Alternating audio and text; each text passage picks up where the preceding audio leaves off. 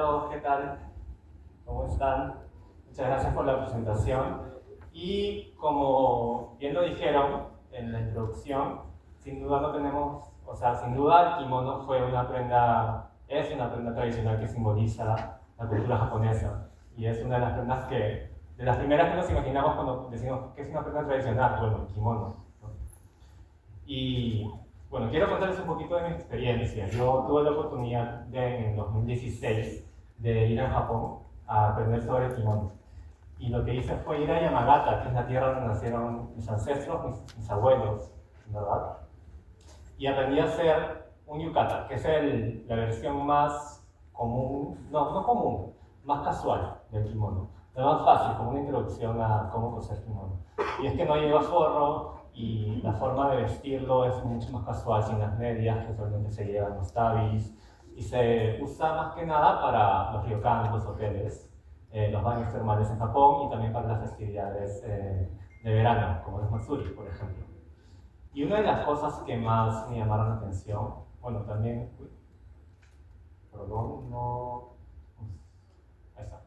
Una de las cosas que más me llamaron la atención fue la forma como se construye. Y justo ahorita está aquí midiendo un poquito el escenario, y creo que estos son más o menos unos 13 a 15 metros, y es el largo que normalmente tiene la tela para construir el kimono. Son 15 metros de tela por 34 centímetros de ancho aproximadamente, y todo se corta en pedazos rectángulos, las dos partes del cuerpo, ¿no? Las mangas, la parte del eri. Entonces es una prenda que realmente no desperdicia nada a la hora, o desperdicia muy poco. Y eso fue lo que me inspiró también como la sostenibilidad del kimono, la forma, bueno, también aprendí a teñir con el benibana, que te permite crear distintos colores con una sola planta, que es el amarillo, el rojo y el fucsia. Y otras técnicas también como el kaki shiruzome, que es con el tanino del kaki, que endurece la tela y te permite esas formas escultóricas. Es muy bonito.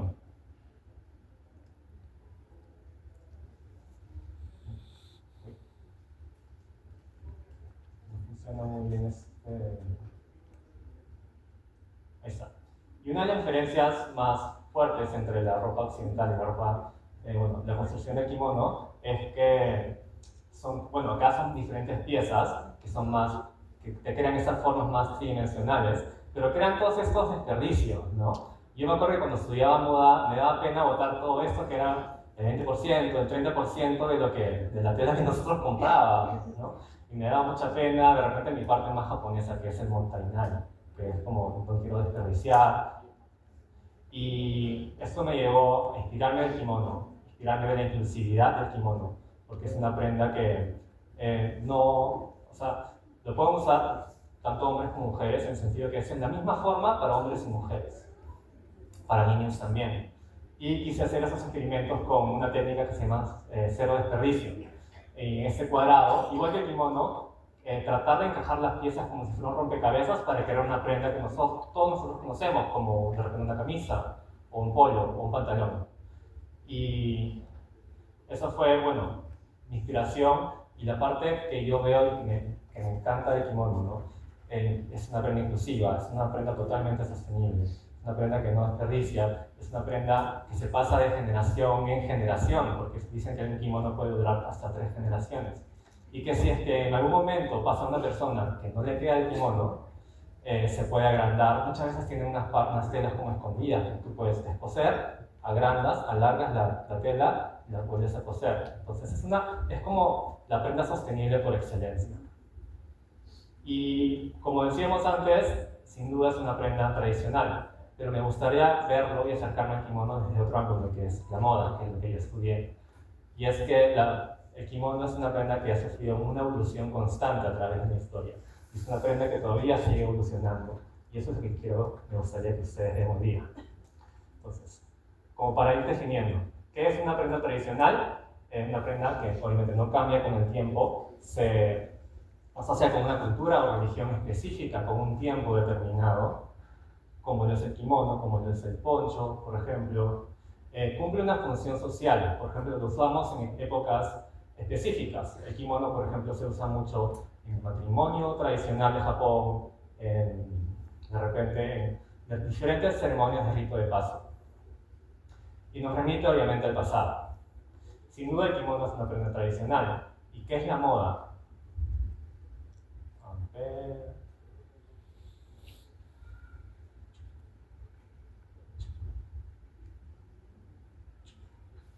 Ahí está. No, no hay. Bien. ¿Qué es la moda? La moda le da importancia a la forma, mucho más que a la función. Es todo lo contrario a lo que es tradicional. Es cómo nos vestimos mejor, cómo podemos atraer más a la otra persona de repente, cómo puedo demostrar que soy más que la otra persona o que mi categoría social es mucho más elevada que otra persona. Una apertura al cambio constante, y lo hemos visto en diferentes, bueno, ahorita, ¿no? Primavera, verano, otoño, invierno, de repente si vamos a Zara tenemos ropa nueva cada 2 semanas, ¿no? Como fast fashion, la moda rápida, que es la parte más extrema de la moda en la actualidad. Una apertura al cambio, una adopción de innovaciones tecnológicas. Siempre va muy de la mano con la tecnología. ¿Qué nuevos materiales podemos utilizar, tenemos disponibles? ¿Qué nuevas técnicas de tejido, de teñido, para poder crear nuevas prendas mejores? Una afluencia económica, porque son en esas épocas de afluencia económica donde vemos más los cambios, donde la forma rige más que la función, ¿no? Podemos darnos ese lujo de cambiar, de darle importancia al color, la estética. Y un sistema de difusión, porque la moda tiene que ser, en alguna parte, por lo menos masiva, que mucha gente lo adopte, si no, se vuelve una moda. Y para mí, estas 5 definiciones explican totalmente la historia del kimono desde épocas antiguas. Y antiguas, y creo que todavía lo sigue siendo.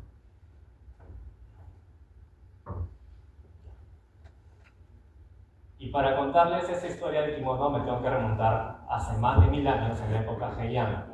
Y es que esta es una época en la que hay una época de paz y prosperidad, y también se da como que un momento propicio para que la cultura florezca y para que la cultura japonesa que conocemos ahorita como tal realmente nazca. Antes del periodo Heian, la influencia fue mucho de China. La ropa era muy parecida a China, bueno, China y Corea, y de ahí vinieron, por ejemplo, la tecnología de cómo cultivar el arroz, el budismo, la filosofía confucianista, la escritura china también. Y fue en esa época del periodo Heian donde Japón corta relaciones con China por un tiempo y comienza a desarrollarse por sí mismo, culturalmente.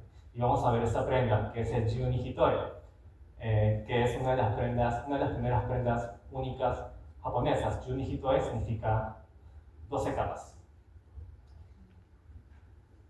Y aquí, bueno, también, este es Murasaki Shikyu, que es la que compuso las historias de Genji, que justo la dibujaron vistiendo el Juni Hitore mientras escribía. Y vamos a ver que muchos de los dibujos de esa época de las personas vistiendo el Juni Hitore están echadas o sentadas, porque era una prenda muy pesada, podía llegar a pesar 20 kilos, eran muchas capas.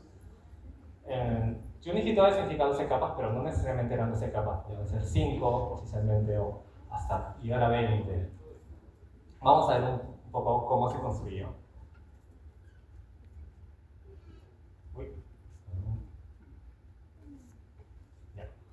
Entonces la primera capa es el kosobe, y acuérdense de esta prenda porque va a ser importante después. Luego iba un hakama alargado, y luego las diversas capas de hitore, que son las hitore significan capas, de diferentes colores, todas de repente con un cierto bordado, tenías con diferentes plantas que nos daban una sensación de estética única. Luego iba cubierto por un wagi, una prenda exterior, un carabino que era como un casacón externo, y un mo, que es un faldón que iba para la parte de atrás.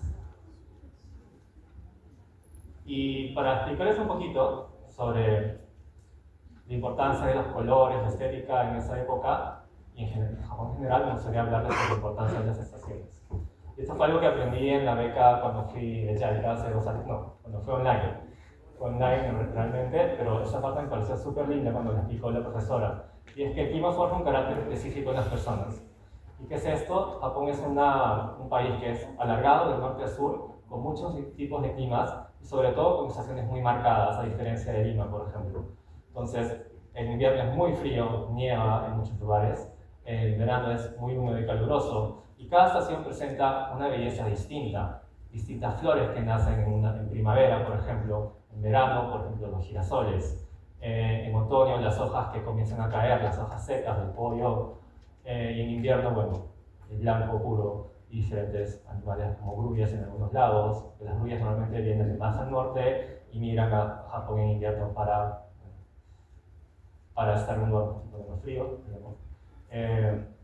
Entonces, hay una belleza constante, como una transición y un sentimiento de que la belleza es algo que se acaba, ¿no? Y hay que aprovecharlo también. Y ellos aprenden a aceptar el cambio constante para poder sobrevivir. Es como, bueno, también de verdad la puntualidad de los japoneses, ¿no? De repente es un instinto de supervivencia.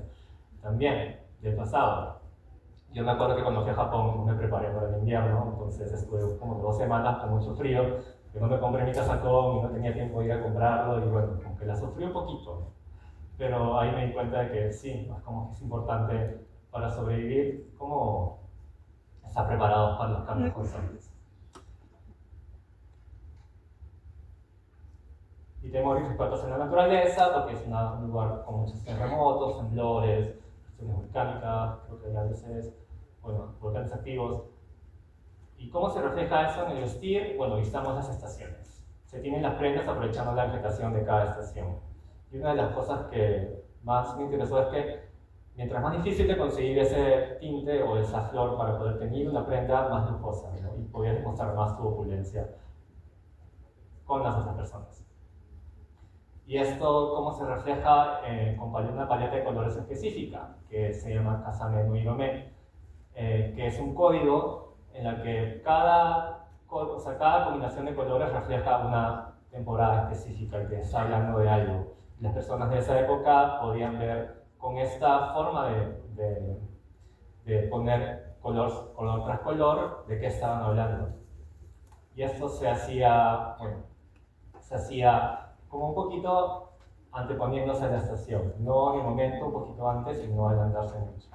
Como ahorita, como comenzamos a ver de repente árboles de Navidad en noviembre, o empezamos poniendo luces, como ya anteponiéndose a una celebración importante, en este caso las estaciones. Y crean estas paletas muy lindas, como el Ume Kasane, capaz de ciruelo, o de repente el Vitino Stab, que es bajo la nieve, que era este verde con este rosado y ese blanco. Y del Heian pasamos al Kamakura y Muromachi. Y en esta época es una época de conflictos. Los soldados, bueno, los samuráis comienzan a tomar el poder, hay conflictos en todo el país y la gente ya no puede estar utilizando la nobleza, no puede estar utilizando una prenda tan pesada. Las capas se van eliminando. Primero utilizan el kosode como prenda principal, la capa interior, la ropa interior se vuelve la capa exterior. Primero de repente con un hakama, luego eliminan el hakama por completo y lo reemplazan por un obi, que es el cinturón, vamos a ver después. Para esto, kosode le decimos a esta parte. Significa manga chica y significa que el hueco de la manga es corto, chiquito. A diferencia del osode de los Junihitoe, que era todo abierto. Y bueno, luego el periodo Edo es cuando vemos ya que se está formando el kimono como lo conocemos ahorita. Entonces, en el Muromachi se va eliminando todas las capas, el cinturón es una tira de tela al principio y luego el obi va creciendo y vamos viendo el kimono como lo conocemos ahora, ¿no? El obi toma importancia. Y uno de los aspectos tecnológicos más importantes fue el Yuzen, y vamos a ver que es una técnica de tenido por resistencia. A ver, vamos a ver si esto... Bueno, y el eramoyo, que significa, justo lo tenemos acá también, que la tela de la izquierda, no sé si acá se ve como... Acá hay un corte siempre, ¿no? Entonces la tela de la izquierda con la derecha coinciden totalmente, las mangas también, y se crea un dibujo continuo. Y ya se comienza a utilizar el kimono como un canvas continuo, ¿no? Y bueno, para esto lo que permitió el desarrollo de estas nuevas tecnologías fue una prohibición. Me olvidé decirles que en la época Edo, Japón cierra sus puertas totalmente hacia el exterior. Y se crea otra burbuja de crecimiento. Yo lo veo como ese eterno, como que cerrar y abrir sus puertas como un proceso creativo muy bonito, que a veces yo siento que lo hago en mis diseños, etc. Porque siento que yo me inspiro de otras cosas, aprendo, practico, investigo a otros artistas, o investigo otras prendas y luego comienzo a desarrollar, bueno, me encierro y comienzo a desarrollar mi propio estilo, influenciado por lo exterior, pero que pasa a través de mí. Y eso siento que es algo que pasó mucho en Japón, lo interpreto de esa manera. Y otra prohibición que pasó es que los comerciantes comenzaron a adquirir mucho poder económico en esa época y la nobleza quiso prohibirles el uso de ciertas técnicas como lo que vemos allá en ese kimono, el uchikake, el bordado, prohíben el bordado, prohíben los dorados, prohíben el shibori, que era una técnica que era muy laboriosa en ese momento. Y eso permite que los comerciantes, bueno, los artesanos, creen esas técnicas de Yuzen, Kyo-Yuzen, el Edo Komon y muchas otras técnicas innovadoras, que realmente es como nosotros vemos el kimono actualmente.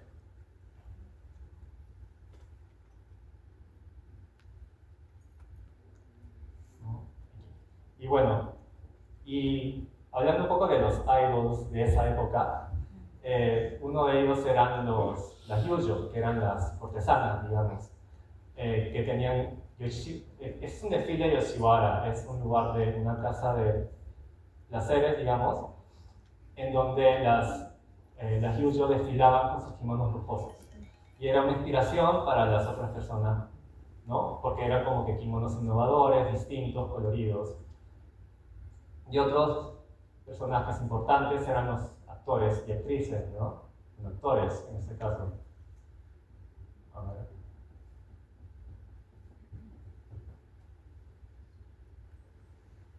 Perdón, no fueron muchos.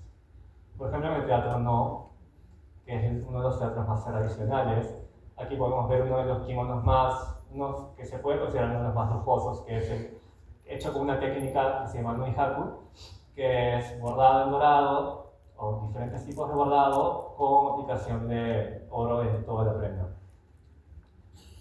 Y es que un kimono puede llegar a demorarse en hacer de meses a un año o un poco más, ¿no? Depende de cuántas personas pasan para crear este kimono. Por ejemplo, para un user pasa una persona que hace el boceto, otra persona que pone la goma, porque es una técnica en la que se pone goma para que la tinta no pase a ciertas partes y se pueda crear colores, ¿no?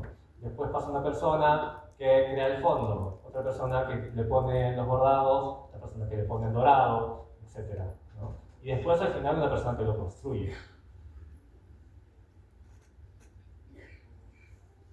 ¿Okay? Vamos un poquito más allá.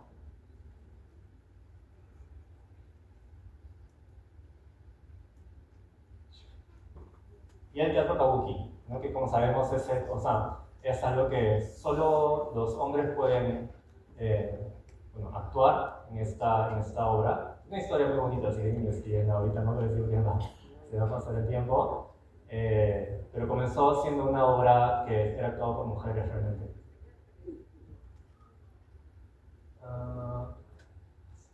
Y en el kabuki es donde podemos ver los kimonos más lujosos también. Y más extravagantes. Un dato curioso, es un actor muy conocido que se llama Sanogawa Ichimatsu del kabuki, que utilizaba estos estampados, o bueno, estas telas de cuadros, y él es el que hizo famoso las telas a cuadros en Japón, y por eso los cuadros en Japón se llaman Ichimatsu, aunque muchos no lo saben. Entonces, los personajes de kabuki utilizaban ciertos kimonos, influenciaban a la población en general y todos lo querían copiar. Algo como ahorita, es lo mismo. Es lo mismo que bueno, también tenemos como distintas formas un poquito más interesantes.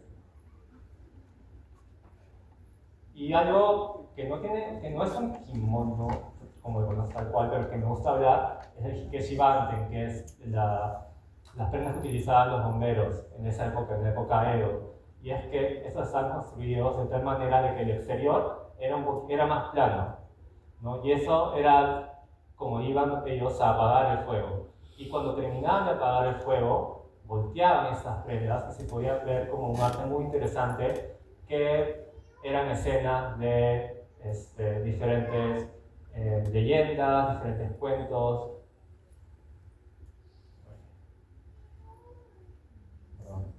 Y estaba hecha con una técnica que se llama Sashiko, que es sobre la parte, poner encima diferentes, o sea, capas de tela y bordarlas encima. Y estas son las capas externas, las capas internas que se volteaban cuando desfilaban después de haber como que cumplido su misión. Uno de los motivos más, que lo vemos ahí también, justo, como llamativos, es el Horai no Yo, Horai como ese lugar mítico, ¿no?, de abundancia. Y es un motivo que refleja eso, refleja abundancia. Se dibujan se bordan grullas y tortugas, que es el surukame, que significa larga vida, el pino, el ciruelo, perdón,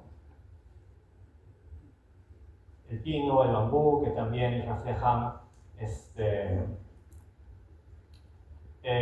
son flores, son plantas que sobreviven en el invierno, y significa, bueno, sobrevivir en momentos difíciles también. Ahí está, el pino, el bambú y el ciruelo. Se les llaman los mejores amigos del invierno, el Shotsukubari. Y en la época Meiji, ya Japón es obligado a abrir sus puertas de nuevo, la influencia europea llega fuertemente, la exportación japonesa también se vuelve como el kimono como un objeto de deseo para los europeos. Y esa es una prenda más o menos como se vestía una señora, una señorita en la época Meiji, un poquito más colorido, con influencias más occidentales también. Y ese es un kimono de exportación. Era un kimono especialmente hecho para los extranjeros. ¿Y cuál es la diferencia? Que el obi, como la gente en el extranjero no sabe cómo amarrar el obi, que es muy difícil, ya lo van a ver después en la demostración, ya viene con el obi incorporado. Y la falda, la parte de abajo, tiene una forma un poco más inflada, como si fuera una falda. Entonces es una combinación entre oriental y occidental. Y otra de las... bueno, y hay mucha influencia también europea. El Meisen, que es hecho de algodón, no, seda de descarte, también fue un boom, permitió la producción masiva. El kimono es mucho más barato. Y ahora llegamos a la época al kimono en la actualidad. Y es que después de la Segunda Guerra Mundial, el kimono se convierte en una vestimenta codificada que simboliza la cultura japonesa en un mundo globalizado. ¿Qué quiere decir? Que el kimono se vuelve esa prenda tradicional tal como la conocemos ahorita, con una estructura y un código de vestimenta rígido y predecible. Entonces se vuelve una vestimenta más para ocasiones especiales, como ceremonias de rito de paso, como dije al principio, como el Shichigo-san, como los niños van al templo, el Seijin Shiki, que es cuando las mujeres cumplen 20 años, y también para las ceremonias como los matrimonios. En la época Meiji, los hombres comienzan a utilizar mucho más el traje occidental, y para luego de la Segunda Guerra Mundial ya todo el mundo adopta el traje occidental como el traje de todos los días. Pero todavía hay personas que están haciendo nuevas cosas con el kimono. El kimono es una prenda que todavía sigue vivo. Por ejemplo, este chico Akira Times, que hace estas editoriales estilizando kimonos de segunda mano, con un toque mucho más actual, mucho más vibrante. Marcas que hacen diferentes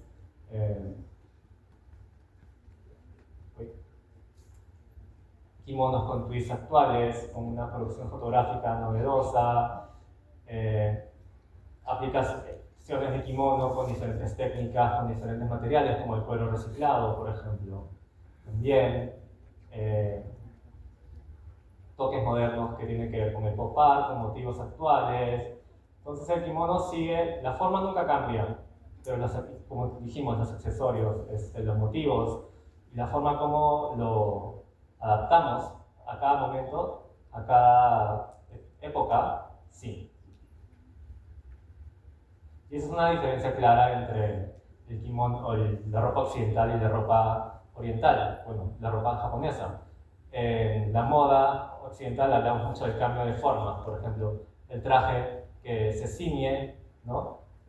Por ejemplo, en los 50 con Dior, después se expande de nuevo en los 60 con los mods, con la época hippie, ¿no? Todo se vuelve más recto, en los 20 era también recto, entonces siempre hay un cambio constante. Ahorita de repente estaba muy de moda el Y2K y los 2000, antes de eso estaban de moda el retorno a los 90 y tiene que ver mucho con las personas que consumen la ropa en este momento, ¿no? Para hombres también. Y a partir de ahí también vemos el kimono que se utiliza mucho en la moda. Diferentes diseñadores que utilizan el kimono y se influencian el kimono para crear obras distintas y únicas. Como Undercover, una de mis marcas favoritas, que se inspiró del traje de Buda, del budismo, también como del kimono para crear prendas nuevas. Sam Brown, que es un sastre europeo famoso, que también utiliza mucho las técnicas del kimono para crear sus sastres, los bordados, utiliza artesanos japoneses para crear sus obras también. Tiene mucho respeto hacia la cultura japonesa. Comme des Garçons, una marca japonesa, que claramente tiene esa estructura un poquito más o menos cuadrada, con una influencia muy japonesa también.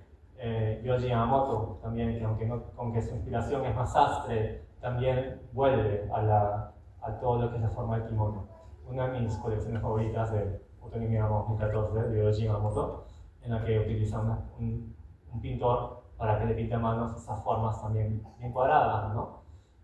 Y también como inspiraciones más alegóricas, como Christian Dior en alta costura, cuando John Galliano estaba en su auge en 2003 y en 2007 de nuevo, prendas inspiradas en kimonos para alta costura. Y Miyake, un diseñador famosísimo, que crea los frisados, que crea estas diferentes formas que sí son claramente una estética japonesa. Diferentes diseñadores, diferentes artistas que utilizan el kimono para referirse a esta prenda, a esta filosofía un poquito que tiene que ver con, como dijimos, con la sostenibilidad, con la inclusividad. Es algo que son palabras tan actuales, ¿no? La sostenibilidad, el ser inclusivo. Y espero que hayan podido ver con este pequeño viaje cómo el kimono ha ido evolucionando y cómo el kimono no es solamente una prenda tradicional, y que es una prenda viva, que sigue evolucionando y que ha evolucionado a través de los tiempos. Muchas gracias.